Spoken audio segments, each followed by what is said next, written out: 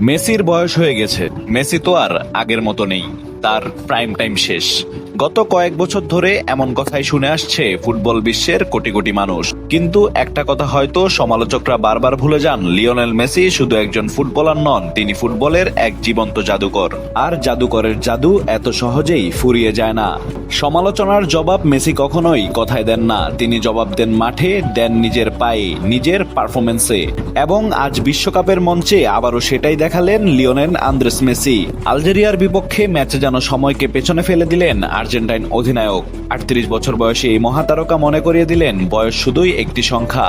ম্যাচের 17 মিনিটেই বক্সের বাইরে থেকে দুর্দান্ত এক গোল করে নিজের উপস্থিতি জানান দেন লিওনেল মেসি। সেই গোলটি ছিল আর্জেন্টিনার জার্সিতে 118তম গোল, আর আন্তর্জাতিক ক্যারিয়ারের 200তম ম্যাচে আরও একটি স্মরণীয় স্মৃতি।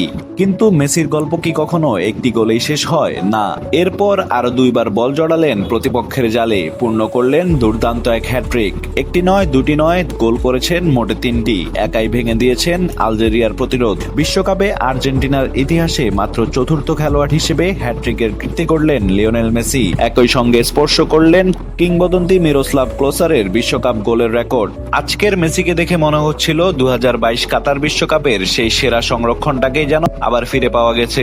বরং অনেকের কাছেই মনে হতে পারে এই মেসি আরো বেশি ক্ষুধার্ত, আরো বেশি ভয়ঙ্কর। আলজেরিয়ার বিপক্ষে পুরো ম্যাচ জুড়ে ছিলেন অপ্রতিরোধ্য।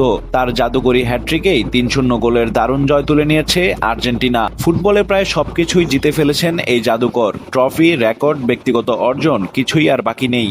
এখন তিনি খেলছেন নিজের আনন্দে, আর কোটি কোটি ভক্তকে উপহার দিচ্ছেন আরো কিছু স্মরণীয় মুহূর্ত। তাই প্রশ্ন এখন একটাই, এই বিশ্বকাপে লিওনেল মেসি আমাদের জন্য আর কতটা জাদু জমা করে রেখেছেন? কারণ কিংবদন্তিরা বয়সে বুড়ো হন, কিন্তু ইতিহাসে কখনো পুরনো হন না। লিওনেল মেসি একটি নাম, একটি যুগ, একটি অনুভূতি।